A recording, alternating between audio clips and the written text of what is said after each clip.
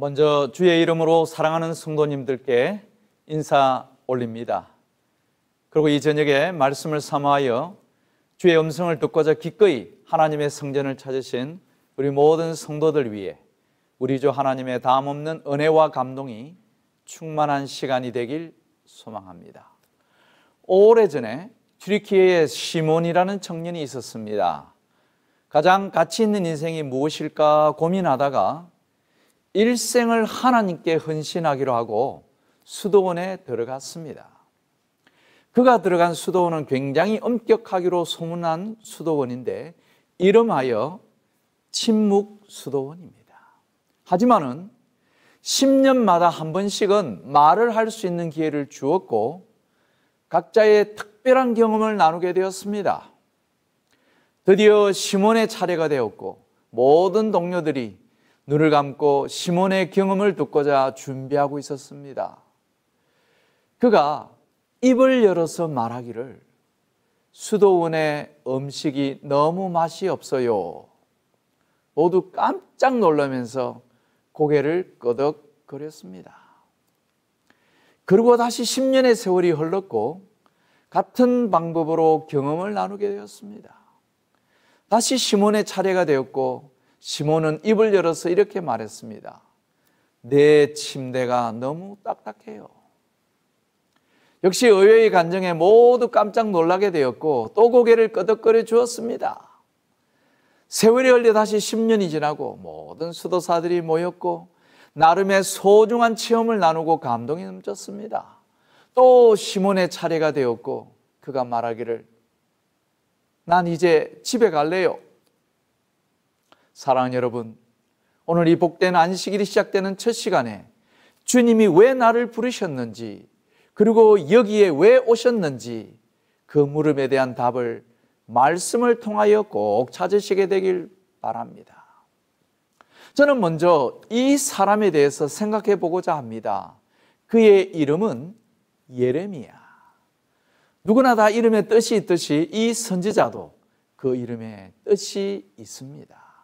그 이름의 뜻은 여호와께서 높이신다 혹은 여호와께서 세우신다 라는 뜻입니다. 여러분, 우리가 아는 이 예레미야 선지자는 얼마 동안 선지자의 사역을 하였을까요?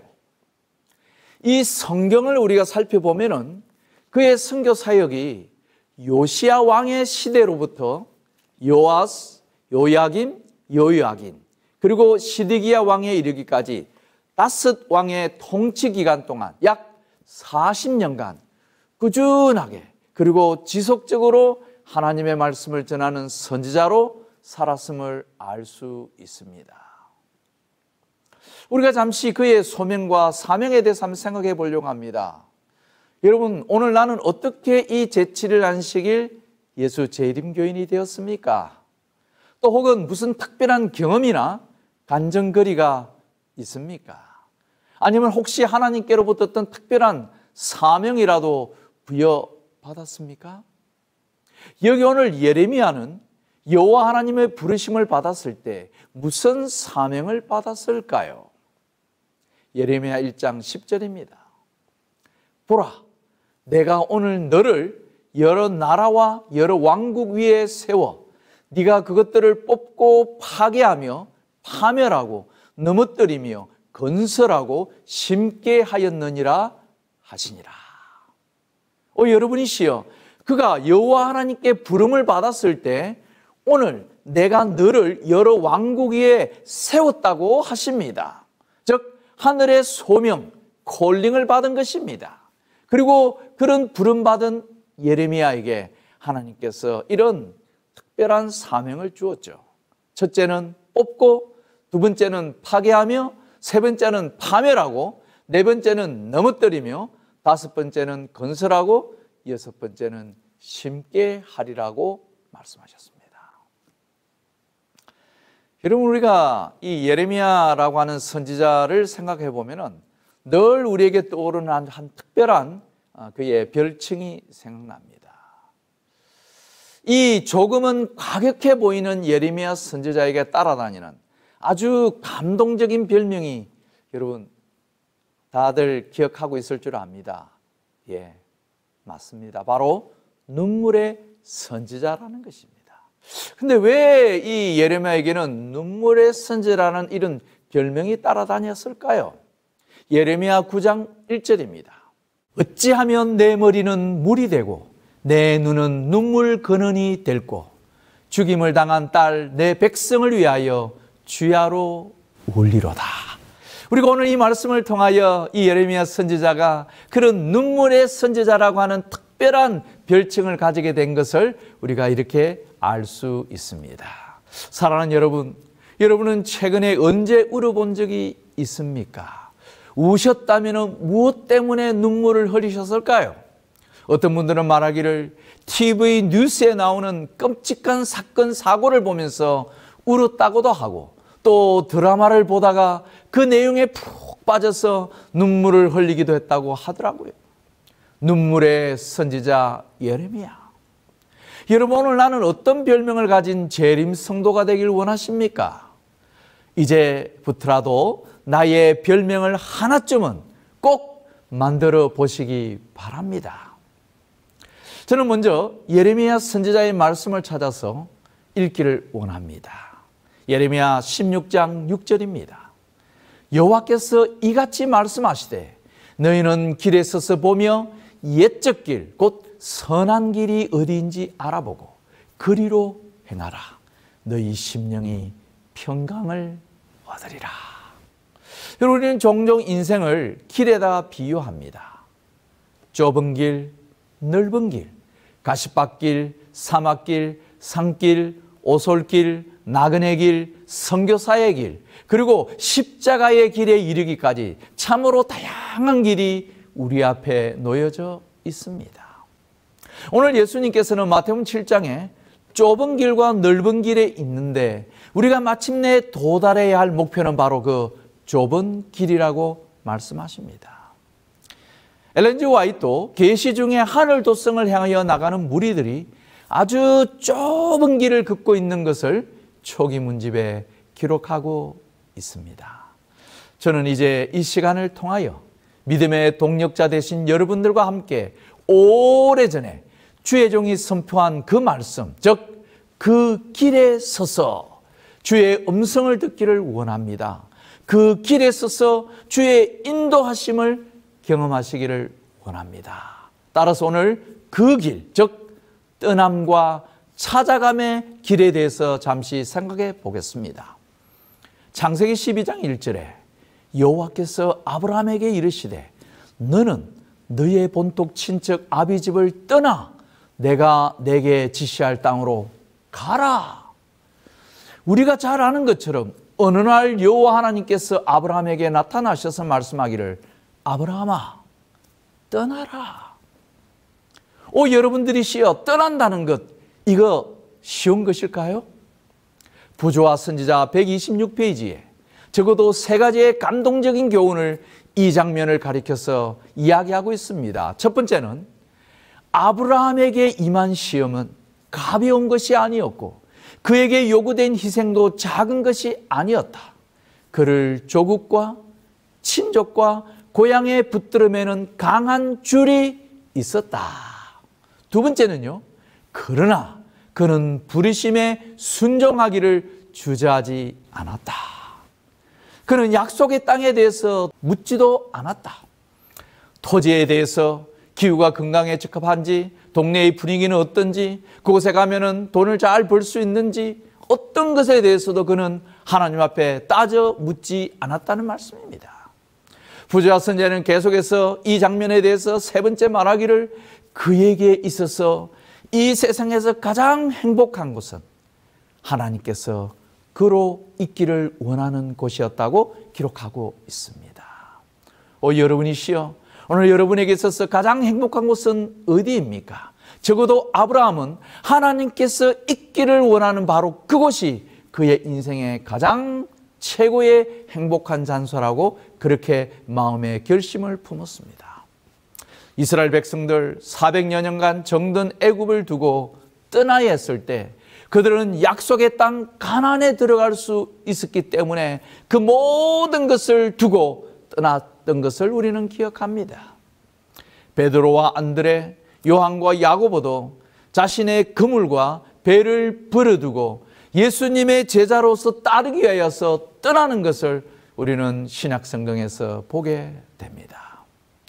떠남의 역사가 내 삶에 일어날 때 비로소 성경적인 축복이 뭔지를 우리는 맛볼 수 있게 되는 것입니다. 다시 한 번 더 여러분에게 묻습니다. 떠난다는 것, 떠남의 목적이 무엇일까요?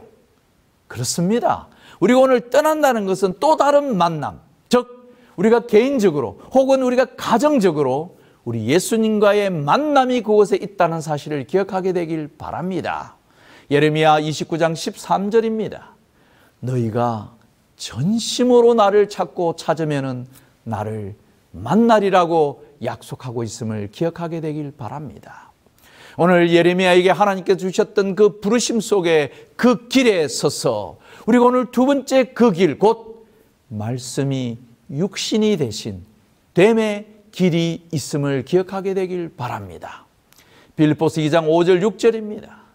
그는 근본 하나님의 본체시나 하나님과 동등됨을 취할 것으로 여기지 아니하시고 오히려 자기를 비어 종의 형체를 가져 사람들과 같이 되었고, 여기 오늘 한글 성경에 되었고라는 말이 영어 성경에는 being으로 표현하고 있습니다. being, 즉 되다에는 많은 뜻이 담겨져 있는데요. 그중 몇 가지를 잠시 소개해 드립니다.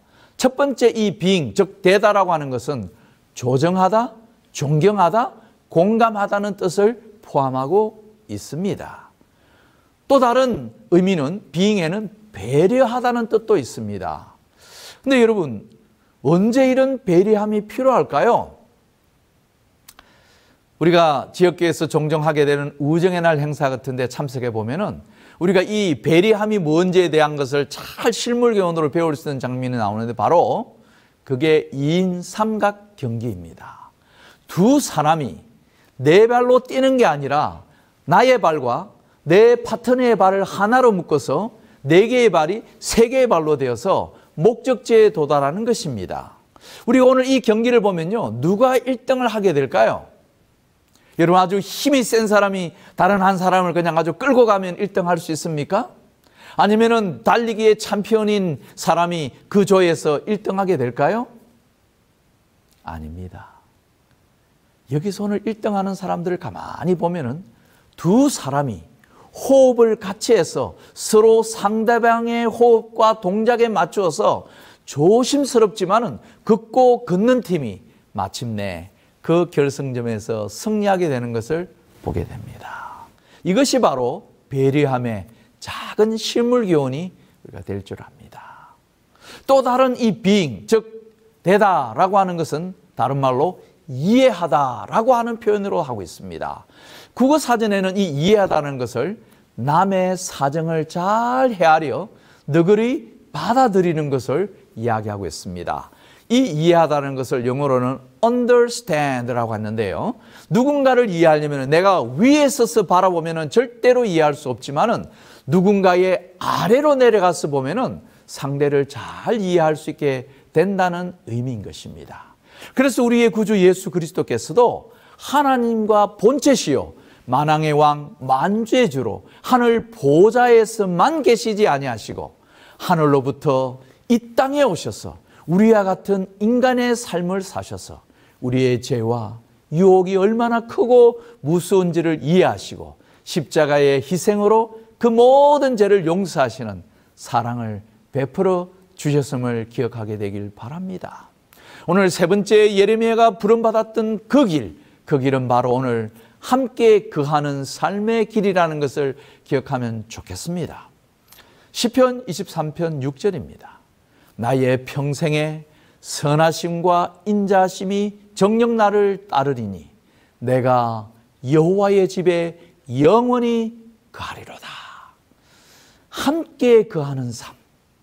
이 땅에 오신 우리 예수님의 삶을 우리가 한마디로 표현한다면 그것은 바로 함께 거하는 삶을 사셨다라고 할 수 있습니다. 가난한 자들과 더불어 사셨고 병든 자들과 함께 동행하셨고 어린이들 속에 함께 섞이셨고 죄인들과 함께 거하신 우리 주 예수 그리스도.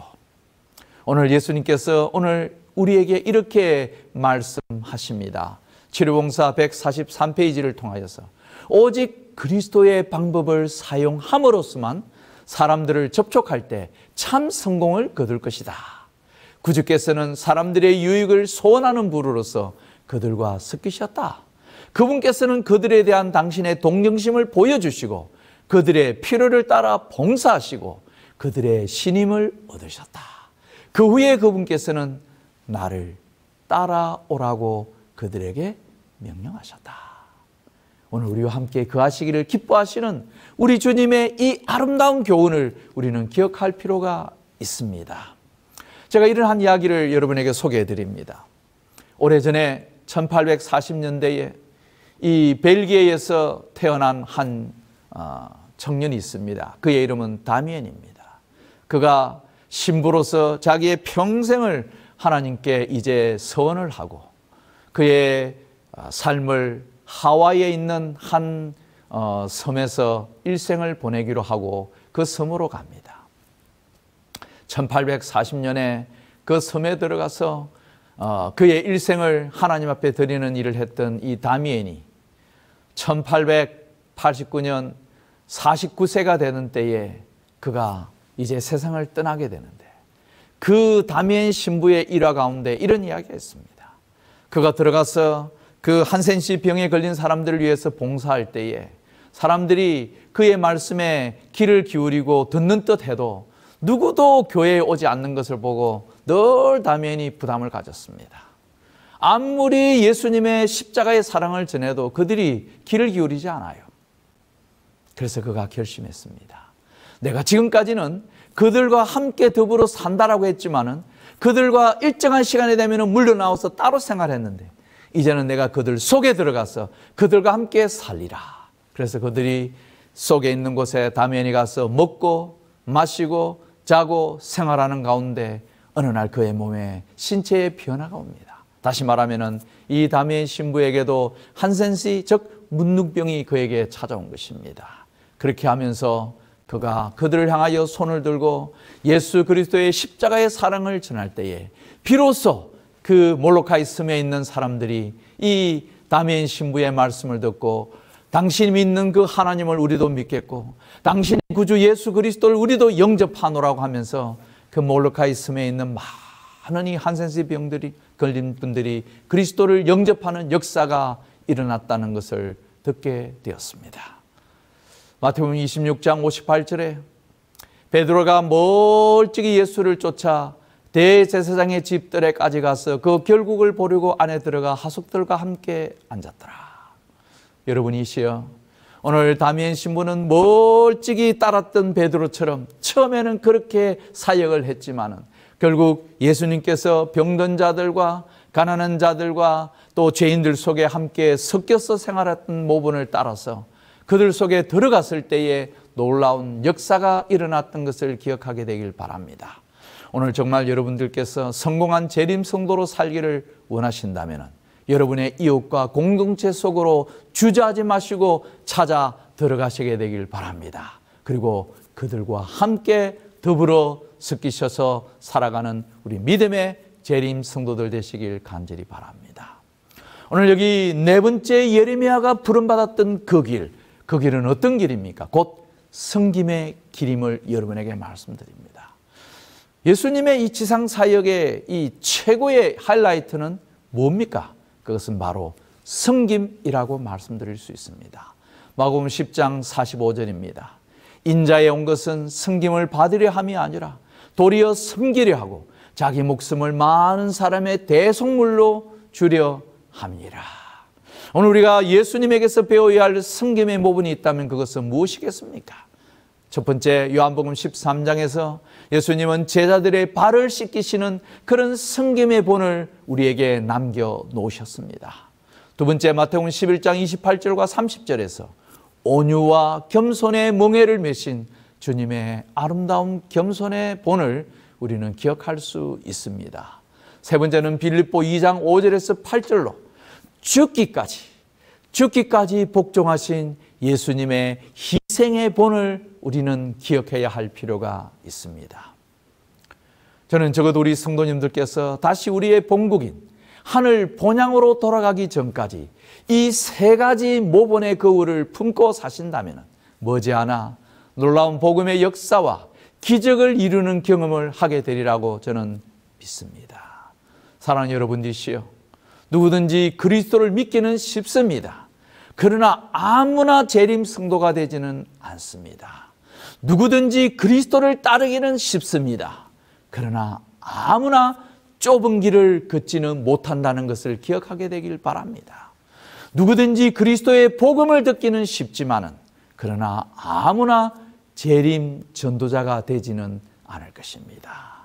이제 다시 한번 그 길에 서서 우리를 이끄시는 주님의 길, 우리와 함께 거하시기를 기뻐하시는 주님의 그 길, 우리를 위하여 기꺼이 자신의 생명을 내어주시는 주님의 길을 깊이 살펴보시게 되길 간절히 바라면서 오늘 제 말씀을 마치도록 하겠습니다. 여러분 감사합니다.